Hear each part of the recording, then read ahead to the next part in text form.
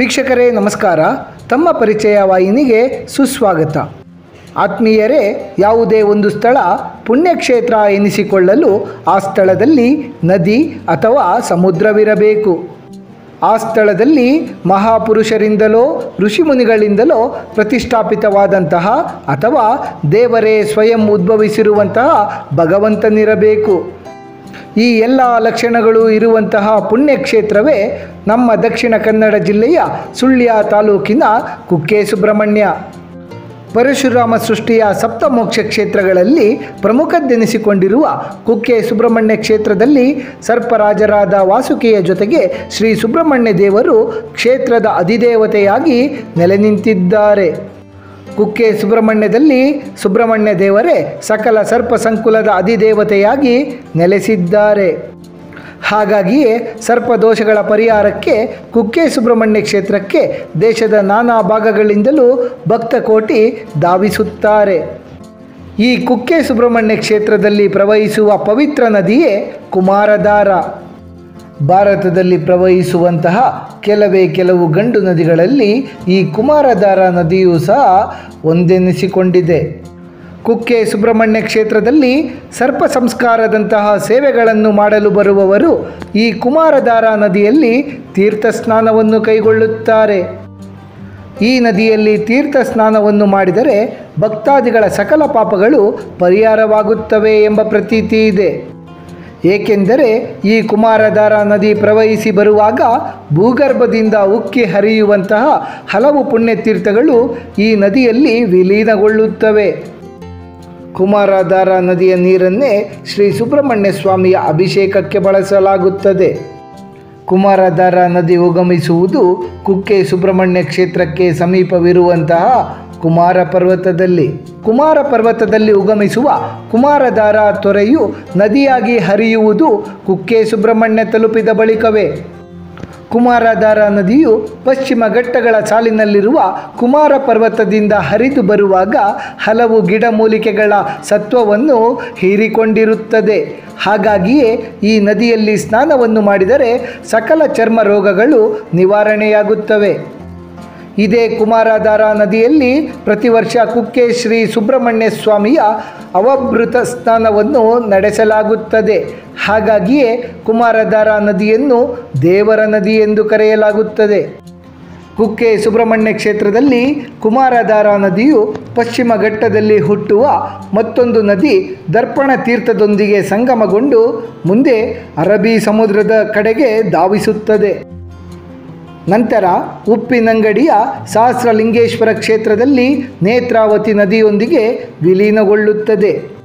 ನೇತ್ರಾವತಿ ಮತ್ತು ಕುಮಾರಧಾರ ನದಿಗಳ ಸಂಗಮ ಕ್ಷೇತ್ರವು ಅತ್ಯಂತ ಪವಿತ್ರ ಸ್ಥಳವಾಗಿದ್ದು ಪ್ರಕೃತಿಯ ಈ ವಿಸ್ಮಯವನ್ನು ವೀಕ್ಷಿಸಲು ಸಾವಿರಾರು ಜನರು ಉಪ್ಪಿನಂಗಡಿಗೆ ಆಗಮಿಸುತ್ತಾರೆ. ಅನಂತರ ಪಶ್ಚಿಮಾಭಿಮುಖವಾಗಿ ಹರಿಯುವ ಎರಡು ಜೀವನದಿಗಳಾದ ನೇತ್ರಾವತಿ ಹಾಗೂ ಕುಮಾರಧಾರಗಳು ಅರಬ್ಬಿ ಸಮುದ್ರವನ್ನು ಮಂಗಳೂರಿನ ಸಮೀಪವೇ ಸೇರುತ್ತವೆ.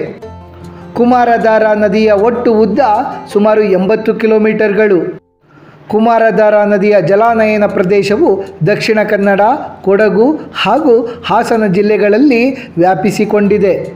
ಕುಮಾರಧಾರ ನದಿಯು ತನ್ನ ಹರಿವಿನಲ್ಲಿ ಒಂದು ಸುಂದರ ಜಲಪಾತವನ್ನು ಸಹ ಸೃಷ್ಟಿ ಮಾಡಿದೆ. ಅದುವೇ ಮಲ್ಲಳ್ಳಿ ಜಲಪಾತ. ಕೊಡಗಿನ ಸಮೀಪದ ಪುಷ್ಪಗಿರಿ ಬೆಟ್ಟದಲ್ಲಿರುವ ಮಲ್ಲಳ್ಳಿ ಜಲಪಾತವು ಕುಮಾರಧಾರ ನದಿಯಿಂದ ಉಂಟಾಗುವಂತಹ ಪ್ರಮುಖ ಜಲಪಾತ. ಈ ಜಲಪಾತವು ಪುಷ್ಪಗಿರಿ ಬೆಟ್ಟಗಳ ತುದಿಯಲ್ಲಿದ್ದು ಸೋಮವಾರಪೇಟೆಯಿಂದ ಸುಮಾರು 25 ಕಿಲೋಮೀಟರ್ ದೂರದಲ್ಲಿದೆ. ಈ ಜಲಪಾತದಲ್ಲಿ ಕುಮಾರಧಾರ ನದಿಯು ಸ್ವರ್ಗದಿಂದ ಧರೆಗೆ ಇಳಿಯುತ್ತಿರುವ ಗಂಗಾ ಮಾತೆಯಂತೆ ಕಾಣುತ್ತದೆ. ಈ ಕುಮಾರಧಾರ ನದಿಯು ಒಂದು ಪೌರಾಣಿಕ ನದಿಯಾಗಿದೆ. ಈ ನದಿಯನ್ನು ಪುರಾಣ ಕಾಲದಲ್ಲಿ ದಾರ ಎಂದು ಕರೆಯಲಾಗುತ್ತಿತ್ತು. ಸ್ಕಂದ ಪುರಾಣದಲ್ಲಿ ಉಲ್ಲೇಖಿಸಿರುವಂತೆ ತಾರಕಾಸುರ ಮತ್ತಿತರ ರಕ್ಕಸರನ್ನು ಸಂಹರಿಸಿ ಅವರ ರುಂಡಗಳನ್ನು ಚೆಂಡಾಡಿದ ಬಳಿಕ ಶಿವಪುತ್ರರಾದ ಕಾರ್ತಿಕೇಯರು ತಮ್ಮ ರಕ್ತಸಿಕ್ತ ಆಯುಧವನ್ನು ದಕ್ಷಿಣ ಕನ್ನಡ ಜಿಲ್ಲೆಯಲ್ಲಿ ಪ್ರವಹಿಸುವ ದಾರ ಎಂಬ ನದಿಯಲ್ಲಿ ತೊಳೆಯುತ್ತಾರೆ. ಶಿವಕುಮಾರನ ಸ್ಪರ್ಶದಿಂದ ಪುನೀತವಾದ್ದರಿಂದಲೇ ಈ ದಾರಾ ನದಿಯು ಕುಮಾರಧಾರ ಎಂದು ಖ್ಯಾತವಾಗುತ್ತದೆ. ಇದೇ ನದಿಯ ತೀರದಲ್ಲಿಯೇ ಕುಮಾರಸ್ವಾಮಿಯು ದೇವಸೇನೆಯನ್ನು ವರಿಸಿದರೆಂಬ ಉಲ್ಲೇಖಗಳೂ ಸಹ ಪುರಾಣದಲ್ಲಿವೆ. ಲೋಕಕಂಟಕರಾಗಿದ್ದ ತಾರಕಾದಿ ರಕ್ಕಸರ ರುಂಡಗಳನ್ನು ಚೆಂಡಾಡಿದ ಕುಮಾರಸ್ವಾಮಿಗೆ ಸುರಪತಿ ದೇವೇಂದ್ರನು ತನ್ನ ಮಗಳಾದ ದೇವಸೇನೆಯನ್ನು ದಾರಾ ನದಿಯ ತಟದಲ್ಲಿಯೇ ಧಾರೆ ಎರೆದುಕೊಟ್ಟಿದ್ದನಂತೆ. ಈ ಶುಭ ಸಂದರ್ಭದಲ್ಲಿ ವಾಸುಕಿ ಎಂಬ ಮಹಾಸರ್ಪವು ತನ್ನೊಂದಿಗೆ ದಾರಾ ನದಿಯ ತೀರದಲ್ಲಿಯೇ ಶಾಶ್ವತವಾಗಿ ನೆಲೆ ನಿಲ್ಲುವಂತೆ ಕುಮಾರಸ್ವಾಮಿಯನ್ನು ಪ್ರಾರ್ಥಿಸುತ್ತದೆ. ವಾಸುಕಿಯ ಬೇಡಿಕೆಯನ್ನು ಈಡೇರಿಸಲು ಮಹಿಮಾನ್ವಿತವಾಗಿರುವ ಪವಿತ್ರ ದಾರಾ ನದಿಯ ತೀರದಲ್ಲಿಯೇ ಶಿಲಾರೂಪಿಯಾಗಿ ಶ್ರೀ ಸುಬ್ರಹ್ಮಣ್ಯ ಸ್ವಾಮಿಯು ನೆಲೆಸಿದ್ದಾರೆ. ತ್ರೇತಾಯುಗದಲ್ಲಿ ಶ್ರೀ ಪರಶುರಾಮರು ಈ ಸ್ಥಳಕ್ಕೆ ಬಂದು ದಾರಾ ನದಿಯಲ್ಲಿ ಸ್ನಾನವನ್ನು ಮಾಡಿ ಕ್ಷತ್ರಿಯ ಜನಾಂಗವನ್ನು ನಿರ್ನಾಮ ಮಾಡಿದಂತಹ ಪಾಪದಿಂದ ಮುಕ್ತಿಯನ್ನು ಪಡೆದುಕೊಂಡಿದ್ದರು. ಕುಮಾರಧಾರಾ ನದಿಯಲ್ಲಿ ಸ್ನಾನವನ್ನು ಮಾಡಿದರೆ ಕುಷ್ಠರೋಗವೂ ಸಹ ನಿವಾರಣೆಯಾಗುತ್ತದೆ. ಈ ನದಿಯಲ್ಲಿ ಸ್ನಾನವನ್ನು ಮಾಡಿ ಸಾಕ್ಷಾತ್ ಶ್ರೀಕೃಷ್ಣನ ಪುತ್ರ ಸಾಂಬನೂ ಸಹ ಕುಷ್ಠರೋಗದಿಂದ ಮುಕ್ತಿಯನ್ನು ಪಡೆದಿದ್ದನಂತೆ. ದ್ವಾಪರಾಯುಗದಲ್ಲಿ ಪ್ರಭು ಶ್ರೀಕೃಷ್ಣ ಪರಮಾತ್ಮ ಜಾಂಬವತಿಯರ ಪುತ್ರ ಸಾಂಬನು ಋಷಿಮುನಿಗಳ ಆಶ್ರಮದಲ್ಲಿ ಸಂಚರಿಸುತ್ತಿರುತ್ತಾನೆ. ಆಗ ಆ ಸಾಂಬನ ಸುಂದರ ರೂಪವನ್ನು ಕಂಡ ಋಷಿಪತ್ನಿಯರು ಮನೋವಿಕಾರಕ್ಕೆ ಒಳಗಾಗುತ್ತಾರೆ. ತಮ್ಮ ಪತ್ನಿಯರ ಈ ವರ್ತನೆಗೆ ಕಾರಣಕರ್ತನಾದ ಸಾಂಬನಿಗೆ ಋಷಿಮುನಿಗಳು ಕುಷ್ಠರೋಗ ವ್ಯಾಪಿಸಿ ಆತನ ಚೆಲುವೆಲ್ಲ ನಾಶವಾಗಲಿ ಎಂದು ಶಪಿಸಿಬಿಡುತ್ತಾರೆ. ಕುಷ್ಠರೋಗ ಬಾಧಿತನಾಗಿ ಭುವಿಯಲ್ಲೆಲ್ಲ ಸಂಚರಿಸುತ್ತಿದ್ದಂತಹ ಸಾಂಬನನ್ನು ಕಂಡು ಮರುಗಿದ ನಾರದರು ಕುಕ್ಕೆ ಸುಬ್ರಹ್ಮಣ್ಯ ಕ್ಷೇತ್ರಕ್ಕೆ ತೆರಳಿ ಕುಮಾರಧಾರಾ ನದಿಯಲ್ಲಿ ಸ್ನಾನವನ್ನು ಮಾಡುವಂತೆ ಸಲಹೆ ನೀಡುತ್ತಾರೆ. ಆ ಸಾಂಬನು ನಾರದ ಮಹರ್ಷಿಗಳ ಸಲಹೆಯಂತೆ ಕುಮಾರಧಾರಾ ನದಿ ತೀರದ ಮಣ್ಣನ್ನು ತನ್ನ ಮೈಗೆ ಲೇಪಿಸಿಕೊಂಡು ನದಿಯಲ್ಲಿ ಸ್ನಾನವನ್ನು ಮಾಡುತ್ತಾನೆ. ಆಗ ಆತನ ಮೂಲ ಸೌಂದರ್ಯವು ಅವನಿಗೆ ಮರಳಿ ದೊರೆಯುತ್ತದೆ. ಆ ಕಾಲದಿಂದಲೇ ಕುಮಾರಧಾರಾ ನದಿಯು ಗುಣಪಡಿಸಲಾಗದಂತಹ ಕಾಯಿಲೆಗಳನ್ನು ಸಹ ವಾಸಿ ಮಾಡುವ ಅತ್ಯಂತ ಪರಿಣಾಮಕಾರಿ ಸ್ಥಳವಾಗಿದೆ. ಇಂತಹ ಪವಿತ್ರ ಕುಮಾರಧಾರಾ ನದಿಯಲ್ಲಿ ಪ್ರತಿ ವರ್ಷ ಚಂಪಾಷಷ್ಠಿಯ ಸುಸಂದರ್ಭದಲ್ಲಿ ವಿಸ್ಮಯವೊಂದು ಜರುಗುತ್ತದೆ. ಚಂಪಾಷಷ್ಠಿಯ ಆರಂಭದ ದಿನದಂದು ಕುಕ್ಕೆ ಸುಬ್ರಹ್ಮಣ್ಯ ಕ್ಷೇತ್ರದ ಕುಮಾರಧಾರಾ ನದಿಯ ಸ್ನಾನಘಟ್ಟಕ್ಕೆ ಮೀನುಗಳು ಅತಿಥಿಯಾಗಿ ಬರುತ್ತವೆ. ಕುಕ್ಕೆ ಸುಬ್ರಹ್ಮಣ್ಯದಲ್ಲಿ ಚಂಪಾಷಷ್ಠಿ ಎಂದು ನಡೆಯುವ ಜಾತ್ರಾ ಸಮಯದಲ್ಲಿ ದೂರದ ಏನಕಲ್ಲು ಸುಂಕಪಾಲದ ಸುಬ್ರಹ್ಮಣ್ಯ ದೇವಸ್ಥಾನದ ಮೀನುಗಳು ಕುಕ್ಕೆ ಸುಬ್ರಹ್ಮಣ್ಯ ಕ್ಷೇತ್ರಕ್ಕೆ ಆಗಮಿಸಿ ಇಲ್ಲಿನ ಕುಮಾರಧಾರಾ ನದಿಯ ಸ್ನಾನಘಟ್ಟದಲ್ಲಿಯೇ ಬಿಡಾರ ಹೂಡಿ ಜಾತ್ರೆ ಮುಗಿದ ನಂತರ ಮರಳಿ ಸ್ವಸ್ಥಾನಕ್ಕೆ ತೆರಳುತ್ತವೆ.